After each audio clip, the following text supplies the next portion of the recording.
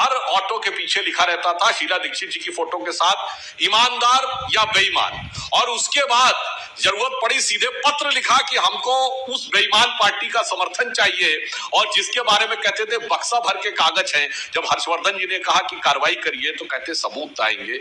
ये मॉडल दूसरा था। सही पकड़े हैं, सही पकड़े हैं। अगर आपने ये कहा कि हमें डरने की जरूरत है तो मैं सिर्फ ये बता देना चाहता हूं, आपको जो चुनाव चिन्ह मिला है झाड़ू, वो बड़ा उपयुक्त मिला है। जब कांग्रेस पार्टी से आपका मुकाबला होता है तो आप झाड़ू फेर देते हैं। आपने कांग्रेस की सरकार को दिल्ली में झाड़ू फेर दिया, पंजाब में झाड़ू फेर दिया। अच्छा, हमसे मुकाबला होता है तो आप अपने ऊपर झाड़ू फिरवा देते हैं। उत्तर प्रदेश में गए, लगभग सारी सीटों पर जमानत जब्त हो गई। उत्तराखंड में गए, वहां सारी सीटों पर जमानत जब्त हो गई।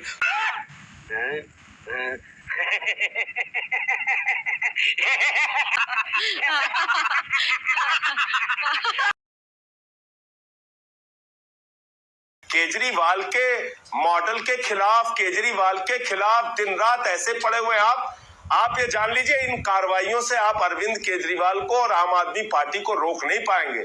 पूरा देश इस समय केजरीवाल का मॉडल चाहता है। पूरे देश के लोग अब आम आदमी पार्टी को चाहते हैं। आप लिखिए मुकदमे फर्जी, जितना कर सकते हैं करिए। जिस पॉलिसी से 1300 करोड़ का फायदा हो रहा है, आपको मालूम है नावी का? अरे क्या बात करता है? देखिए, पहले तो हमारे मित्र संजय जी ने पहला वाक्य बोला था कि हमने कोई तथ्यात्मक बात नहीं कही।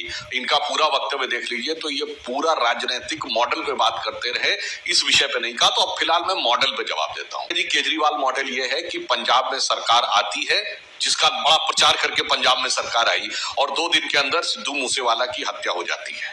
फिर उसके बाद कोर्ट से सरकार को फटकार पड़ती है और सबकी सिक्योरिटी जो बड़े जलवे से दिखाई थी नाम प्रचारित करके, वो वापस करनी पड़ती है। उसके बाद जुम्मे 4 दिन नहीं बीते थे, मतलब 4 जुम्मे तो बीते नहीं थे, 2 जुम्मे बीते थे कि आपको पता चलता है कि एक मंत्री जिसको आपने बड़ा नई पार्टी के ढंग से बनाया था, खुद ही आप कह देते हैं भ्रष्ट है, वो निकाल के बाहर कर देते हैं।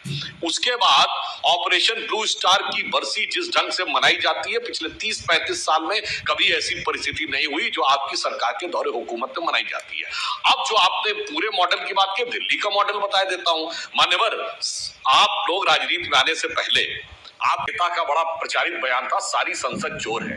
आज संयोग से हम नहीं, आप भी संसद में हैं। अब पता नहीं इस बयान के लिए आज तक माफी मांगी है नहीं, ये है मॉडल। याद करिए 2013 के चुनाव में आने से पहले हर ऑटो के पीछे लिखा रहता था शीला दीक्षित जी की फोटो के साथ ईमानदार या बेईमान, और उसके बाद जरूरत पड़ी सीधे पत्र लिखा कि हमको उस बेईमान पार्टी का समर्थन चाहिए, और जिसके बारे में कहते थे बक्सा भर के कागज हैं। जब हर्षवर्धन जी ने कहा कि कार्रवाई करिए तो कहते सबूत आएंगे। ये मॉडल दूसरा था। फिर उसके बाद 49 दिन में सरकार बदल दी और कहा कि गलती हो गई, ये अलग मॉडल था। चलिए, वो बहुत लंबी चीज, हम उस पर नहीं जाने देते। आपके मॉडल पर आपके संस्थापक सदस्यों का कितना विश्वास है, ये उस वक्तव्य से जारी होता है कि आपका एक संस्थापक सदस्य कहता है कि आप खालिस्तान वालों के साथ हॉबनॉबिंग कर रहे हैं। ये हम नहीं कह रहे, आपका एक संस्थापक सदस्य कहता है। तो आपका मॉडल फाइनली जानते क्या होता है? किसी पर कोई भी अनर्गल आरोप लगा दो, और जब जाकर वो कठोर कानूनी कार्रवाई का सामना करना पड़े तो जाके माफी मांग लो। चाहे वो नितिन गडकरी जी के विरुद्ध हो, स्वर्गीय अरुण जेटली जी के विरुद्ध, कपिल सिब्बल जी के विरुद्ध, मनीष तिवारी जी के विरुद्ध। ये है केजरीवाल मॉडल।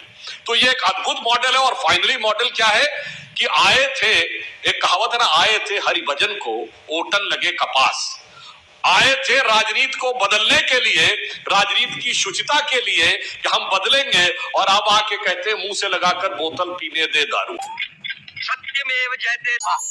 डिसीजन लेना था इस एक्साइज पॉलिसी और लाइसेंस वेवर का। उन्होंने डिसीजन लिया और उसमें 144 करोड़ का जो लॉस हुआ, ये आरोप है जो लगाया गया, जिस पर सीबीआई जांच बुलाई गई है। मैं पूछना चाहती हूं कि अगर ये सही था तो फिर 14 जुलाई 2022 में एक अलग कैबिनेट मीटिंग बुलाने की जरूरत क्यों पड़ी, और फिर पोस्ट फैक्टो इस एक्साइज पॉलिसी को क्लियरेंस क्यों दी गई? मैं पूछ रही हूं, अगर आप पहले सही थे तो ये बाद में कैबिनेट मीटिंग क्यों, और अगर बाद में कैबिनेट मीटिंग बुलाई तो शायद पहले डिसीजन सही नहीं था। ये माजरा क्या है, पब्लिक को समझाइए। देखिए नाविका जी, मैं आपको बता तो चुका ये माजरा सिर्फ एक है, एक ही माजरा है कि अरविंद केजरीवाल का मॉडल पूरे देश में लोकप्रिय हो रहा है। उसको बदनाम करने के लिए कोई ना कोई फर्जी मुकदमा लगाओ, लेकिन रोक नहीं पाओगे। दुनिया में भारत को नंबर 1 बनाने का सपना आम आदमी पार्टी ने देखा है। पूरे देश में हमारा विस्तार होगा। मैं फिर दोहरा रहा हूं, ये फर्जी और बेबुनियाद आरोप लगाना बंद कीजिए और नरेंद्र मोदी जी से कहिए केजरीवाल से डरना बंद करें। हमारे अच्छे कामों को एप्रिसिएट करना सीखिए। आप लोग बड़ी पार्टी है तो थोड़ा बड़ा दिल रखिए। इस तरह की कार्रवाइयों से आप रोक नहीं पाएंगे। ऐसे बहुत सारे मुकदमे आपने किए। अगर आपने ये कहा कि हमें डरने की जरूरत है तो मैं सिर्फ ये बता देना चाहता हूं, आपको जो चुनाव चिन्ह मिला है झाड़ू, वो बड़ा उपयुक्त मिला है। जब कांग्रेस पार्टी से आपका मुकाबला होता है तो आप झाड़ू फेर देते हैं। आपने कांग्रेस की सरकार को दिल्ली में झाड़ू फेर दिया, पंजाब में झाड़ू फेर दिया। जब हमसे मुकाबला होता है तो आप अपने ऊपर झाड़ू फिरवा देते हैं। उत्तर प्रदेश में गए, लगभग सारी सीटों पर जमानत जब्त हो गई। उत्तराखंड में गए, वहां सारी सीटों पर जमानत जब्त हो गई। तो अब किसको किससे डरने का मन करता होगा, यह बात कोई भी दर्शक सहज रूप में समझ सकता है कि किसने किस कारण से डरने की आवश्यकता है।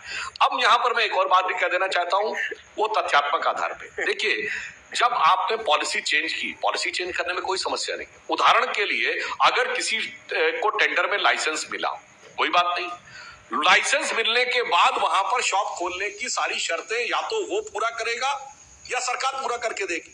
अब एयरपोर्ट के पास अगर लाइसेंस दिया गया और 30 करोड़ की अर्नेस्ट मनी थी, तो या तो परमिशन देना राज्य सरकार का, देने वाले का कार्य था, या फिर जिसको टेंडर मिल गया उसका काम था कि परमिशन मिले। अब परमिशन नहीं मिली तो गलती किसकी? या तो देने वाले की गलती या लेने वाले की गलती। सही बात है।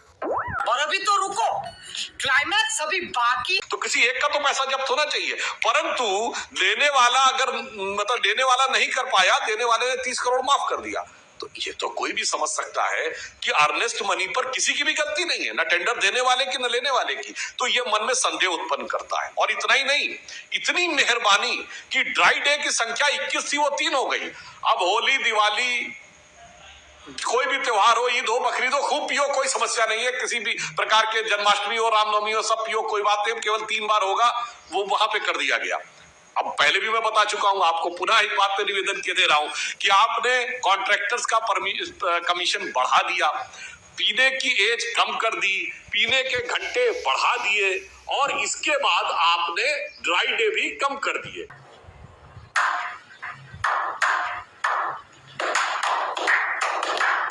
खत्म। Bye bye, tata, good bye, गया।